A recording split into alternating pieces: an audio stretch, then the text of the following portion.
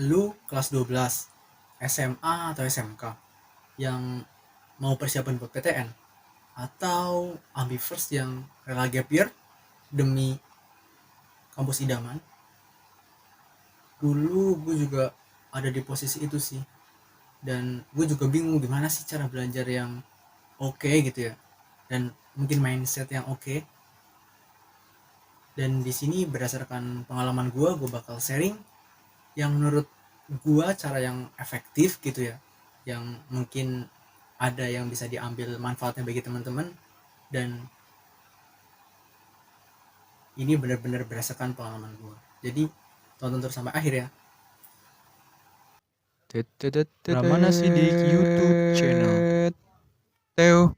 Gue Pramana Sidik, lulusan SMK, dan banyak atau ya beberapa lah ya orang bilang gue orang yang ambisius, orang yang suka mikir gitu ya. Jadi gue juga dulu berpikir atau ya lebih ingin kuliah dulu gitu ya daripada bekerja. Dan setelah gue cari-cari informasi, ternyata kampus dan relasi itu segitu pentingnya gitu. Dan akhirnya gue mutusin gue bakal ke UI. Yes, kalian nggak salah benar kok, UI. Dan gue pengen ke situ. Pada SBM PTN tahun 2020 gue nggak bisa tuh milih UI, jadi seadanya gue pilih dan gue fokus di simak UI. Tapi akhirnya gue gagal. Gue mutusin buat gap year. Gue ambil di Zenius, maksudnya kayak bimbel online gitu. Dan gue akhirnya bisa diterima, dan jalur beasiswa lagi, tapi bukan di UI, di PTN lain. Ya begitulah, artinya gue gagal lagi gitu ya. Mungkin banyak yang bisa cerita tentang keberhasilan orang lain gitu ya, maksudnya banyak orang yang berhasil yang udah cerita gimana sih prosesnya dia berhasil gitu ya. Dan di video kali ini mungkin gue bakal lebih ke kegagalan mungkin ya, yang mungkin gue sadarin dan bisa bermanfaat buat teman-teman nantinya. Jadi ikutin terus 4 tips yang akan gue sampaikan. Tonton terus ya.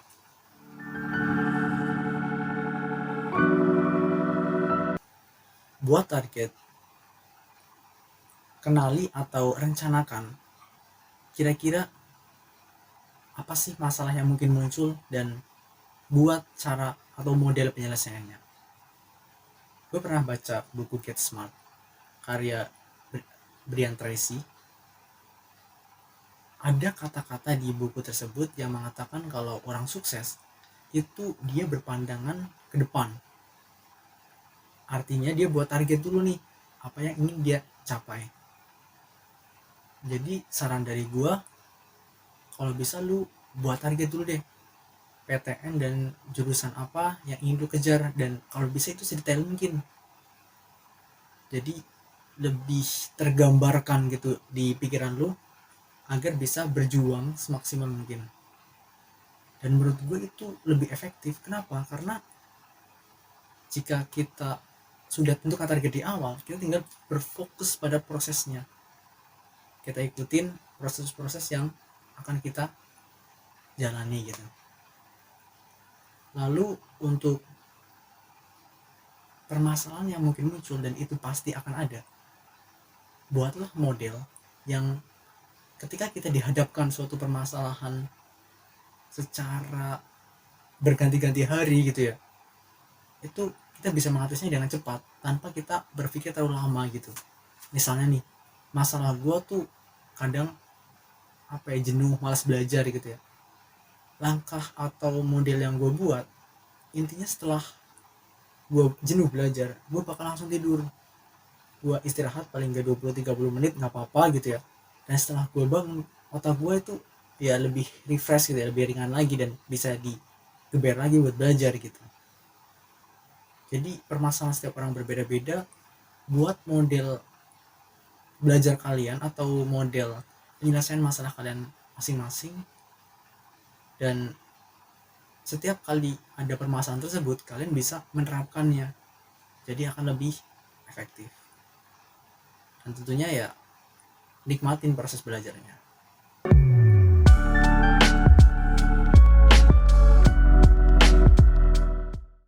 Tips yang kedua, belajar konsep, perbanyak latihan soal, dan jangan kebanyakan sumber. Gue gambarin ilustrasi sebagai berikut. Pram, lu lagi belajar? Iya bu, saya lagi belajar. Kenapa ya bu? Kamu lagi belajar apa? Coba jelasin dong ke mama. Mama atau ibu gitu ya, sorry tadi ibu pengen tahu. Jawab si ibu. Lalu Pram bilang,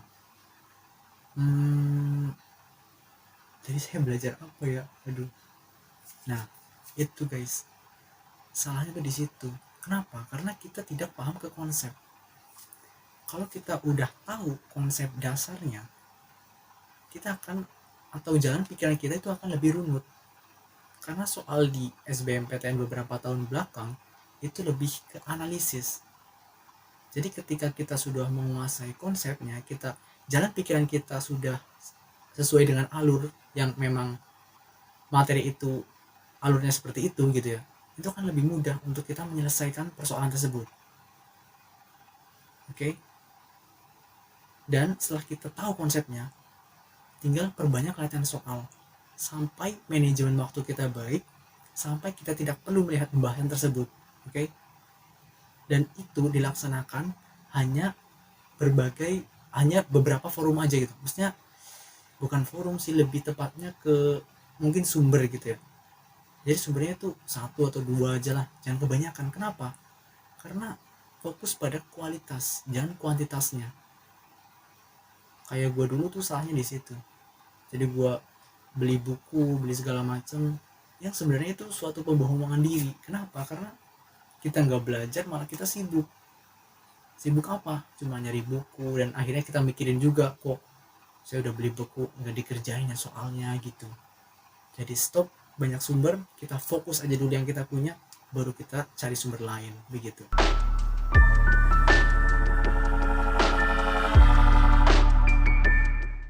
Tips yang ketiga,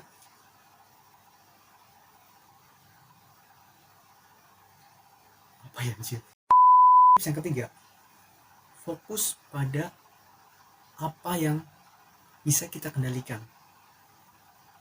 Bentar gue ulang, gue nyontek dulu ya.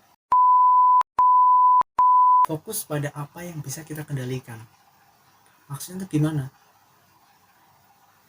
Di dunia ini tuh sebenarnya ada yang bisa kita kendalikan sama tidak. Jadi tergantung bagaimana mindset kita tuh berpikir, menempatkan pemikiran kita tuh di mana baiknya gitu. Misal nih kayak buat gap year kan, omongan tetangga kan pedes banget gitu ya. Jadi kalau bisa jangan pikirin kata-kata tersebut. Karena apa?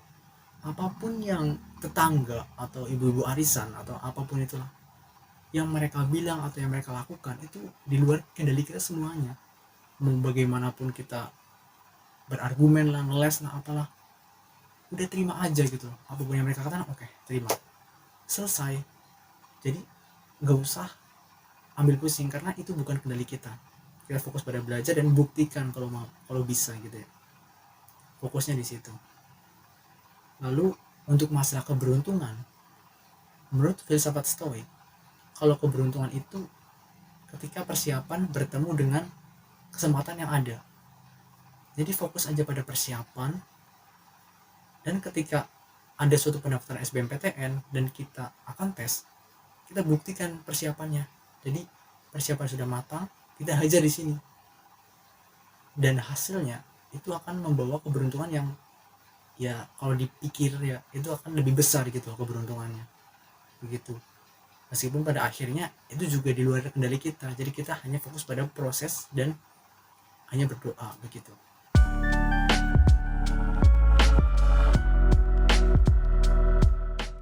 istirahat jika akan mengerjakan soal. Ini adalah kesalahan fatal gue. Jadi besoknya gue SBM, tapi malamnya gue tidur pagi tuh jam 1 baru tidur, dimana paginya gue harus berangkat dan jarak antara rumah gue dan tempat tes itu jauh. Itulah kesalahan fatal dan itu terjadi di SBM kedua gue. Parah. Jadi kalau bisa kalian jangan kayak gue. Jadi ketika akan SBM atau akan ngerjain soal tryout gitu ya sebagai simulasi, ambillah paling enggak H-1 buat ya agar apa yang kita pelajari mendem dulu di otak gitu loh. Kita santai dulu dan saat kerjain kita bisa konsentrasi gitu. Karena soal sekarang kan analisis ya, lebih analisis. Jadi kita perlu konsentrasi yang baik dan manajemen waktu yang baik gitu. Jadi agar tidak bubar semuanya. Oke, itu tips dari gua. Dan sebenarnya banyak yang pengen gua ceritain. Hanya saja semuanya tuh nggak akan berguna gitu ya.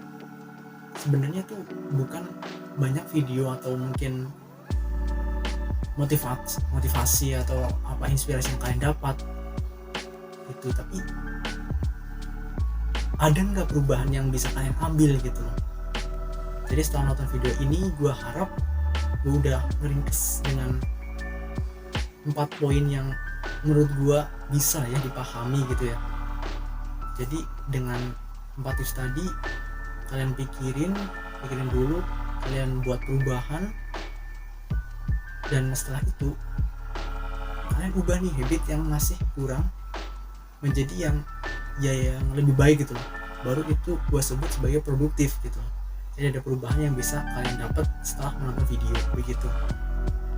Dan akhirnya BTW gue diterima di beasiswa Politeknik Universitas Astra, meskipun ya 2 tahun gagal UI lagi ya, yang memang itu bukan kendali saya gitu ya, bukan.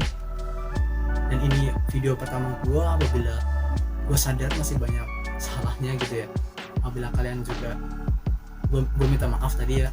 Dan apabila kalian ada saran atau ada request video, bisa tulis di bawah. Oke, terima kasih and reach your future.